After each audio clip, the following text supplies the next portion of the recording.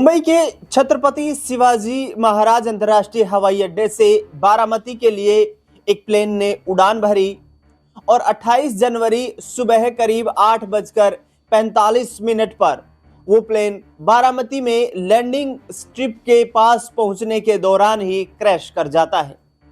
उस विमान में अजीत दादा पवार का निधन हो जाता है। लेकिन उस घटनाक्रम से चंद मिनट पहले, जी हां, ठीक कुछ चंद मिनट पहले ही अजीत पवार ने प्लेन से ही अपने भतीजे श्रीजीत को फोन किया था। अब खुलासा हुआ है श्रीजीत के द्वारा जारी की गई इस ऑडियो रिकॉर्डिंग के द्वारा, उस ऑडियो क्लिप के द्वारा, कि आखिरकार घटना से ठीक पहले किस पहलू पर अजीत पवार और श्रीजीत की बातचीत हुई थी और किस तरीके से अजीत पवार ने श्रीजीत से मुलाकात करने के लिए भी एक योजना प्लान तैयार कर रखा था, जिसके तहत दोनों की मुलाकात होनी थी। आइए अब मैं विस्तृत रिपोर्ट आपको दिखाने का प्रयास करता हूं, जिसमें अजीत पवार और श्रीजीत की बातचीत की जानकारी यहां पर साझा की गई है। दरअसल जिस तरीके से आप देख सकते हैं कि एनबीटी की ये रिपोर्ट है, प्लेन क्रैश से पहले अजीत पवार ने भतीजे श्रीजीत को की थी आखिरी कॉल। ऑडियो सामने आया, जानिए आखिरकार क्या हुई दोनों के बीच बातचीत। दरअसल अजीत पवार ने निधन से पहले ही आखिरी मोबाइल बातचीत श्रीजीत पवार के साथ की थी। एक ऑडियो क्लिप में महाराष्ट्र के दिवंगत उप मुख्यमंत्री दादा अजीत पवार की विमान में सवार होकर अपने भतीजे श्रीजीत पवार कोटवाड़ी निवासी से आखिरी मोबाइल बातचीत रिकॉर्ड हुई है। इसमें अजीत पवार ने कहा कि वे सबको साथ लेकर चलने वाले हैं।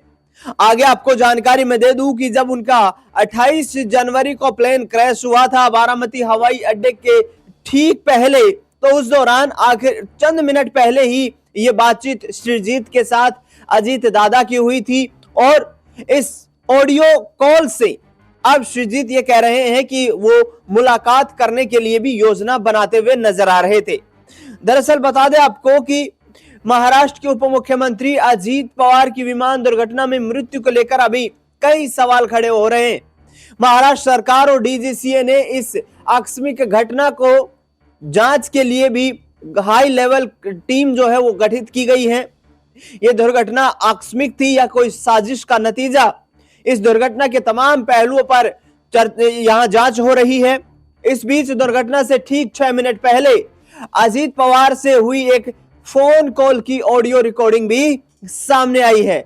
दरअसल बता दें आपको कि 28 जनवरी 2026 को बारामती हवाई अड्डे पर विमान दुर्घटना से कुछ समय पहले ही अजीत पवार ने अपने भतीजे और पार्टी कार्यकर्ता श्रीजीत पवार से बातचीत की थी। श्रीजीत पवार ने प्रेस कॉन्फ्रेंस में ये वीडियो सार्वजनिक की है। उन्होंने बताया कि यह कॉल स्थानीय चुनाव से संबंधित मुद्दों पर अजीत पवार को भेजे गए उनके संदेश के जवाब में की गई थी। दरअसल बता दें आपको कि 8:37 पर सुबह अजीत पवार और श्रीजीत पवार की बातचीत हुई थी। दरअसल जिस तरीके से यह घटना घटित हुई, उसके बाद लगातार इन पहलुओं पर चर्चा हो रही है कि आखिरकार यह प्लेन क्रैश दुर्घटना कैसे घटित हुई, क्योंकि मौसम साफ होने की भी बात यहां पर की जा रही है। विपक्षी नेता इसे साजिश भी करार दे रहे हैं।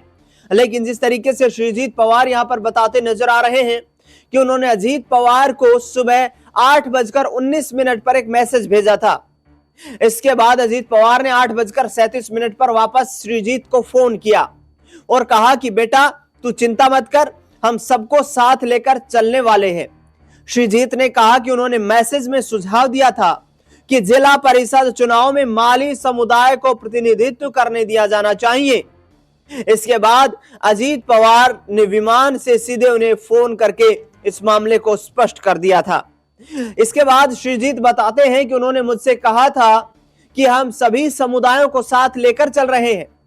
मैं दुनिया को बताना चाहता था कि अपनी अंतिम सांस तक उन्होंने जाति और धर्म की परवाह किए बिना सभी के साथ काम किया।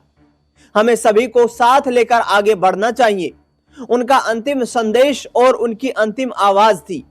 उन्होंने आगे कहा कि अजीत पवार हमेशा संदेशों और फोन कॉल का जवाब व्यक्तिगत रूप से देते थे। जब भी मुझे कोई समस्या होती थी, मैं उन्हें संदेश भेजता था और वे मुझे वापस कॉल करते थे। आज भी जब वे विमान में मौजूद थे, उन्होंने मुझे फोन किया, सिर्फ मुझे ही नहीं, वे हर उस व्यक्ति को जवाब देते थे जो उन्हें कॉल या मैसेज भेजता था। इससे आगे श्रीजीत और अजीत के बीच बातचीत क्या हुई, इस बारे में भी श्रीजीत ने जानकारी साझा की गई है। अजीत पवार की तरफ से कहा गया कि हम बिना जानकारी के कोई काम नहीं करते हैं, हम सभी जातियों और समुदायों को साथ लेकर चलते हैं। श्रीजीत पवार अजीत दादा से कहते हैं कि मैंने आपसे सिर्फ वही शेयर किया है जो मुझे महसूस हुआ है। अजीत पवार जवाब देते हैं, मैं सहमत हूं, आप सही कह रहे हैं, लेकिन मैंने मालवी समुदाय को पहले ही जिला परिषद का टिकट दे दिया है, वह सीट ओबीसी आरक्षण के अंतर्गत आती है। अन्य पार्टियों ने अलग अलग उम्मीदवार उतारे हैं, हमने अपना काम कर दिया है। श्रीजीत पवार अजीत दादा से कहते हैं, दादा आप अंतिम निर्णय जो लेंगे, जो आपको सही लगेगा। यानी कि यह फोन कॉल की जो पूरी बातचीत थी, जिसकी ऑडियो क्लिप श्रीजीत पवार ने मीडिया के सामने रखी, उस तमाम पहलू पर, घटनाक्रम पर जानकारी दी।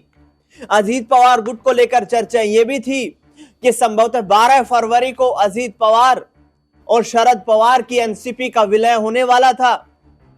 अजीत पवार को शरद पवार संपूर्ण एनसीपी की जिम्मेदारी महाराष्ट्र की सौंपने वाले थे। सुप्रिया सुले को केंद्रीय नेतृत्व सौंपा जाना था और इसको लेकर कथित तौर पर बकौल शरद पवार और उनके तमाम नेताओं के आधार पर सुप्रिया सुले और अजीत पवार पर इस जिम्मेदारी को लेकर सहमति भी बन चुकी थी। संजय राउत तमाम मुद्दों को लेकर के अपनी बेबाक राय रखते हुए नजर आते हैं।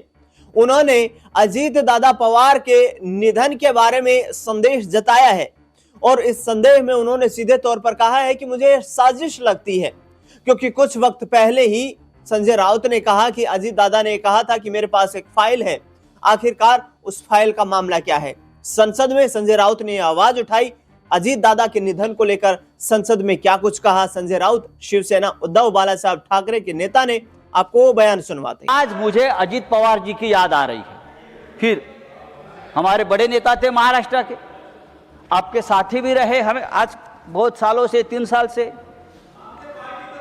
दुर्भाग्यपूर्ण तरीके से उनकी मौत हो गई। आज भी हम लोग सदमे में है कि ये कैसा हो गया। इतना एक दमदार आदमी, जिस तरह से उनकी मौत हो गई, दुर्घटना हो गई, आज भी हम लोग सदमे में। रोज जी आपका अजीत टाइम में खत्म हो गया, ठहरो सर। आपका अजीत पवार के ऊपर 70,000 करोड़ के सिंचाई घोटाले का आरोप किया था आपकी सरकार ने किया, लेकिन वो भारतीय जनता पार्टी के साथ आ गए और पवित्र हो गए। 15 जनवरी को अजीत पवार जी ने एक बयान दिया था।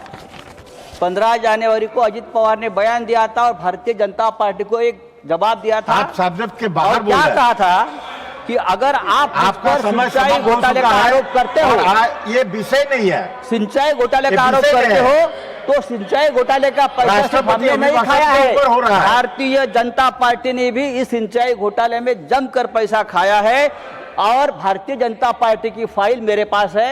ये अजीत पवार का बयान 15 जनवरी को आया है और उसके बाद 10 दिन बाद अजीत पवार की विमान दुर्घटना में मौत होती है।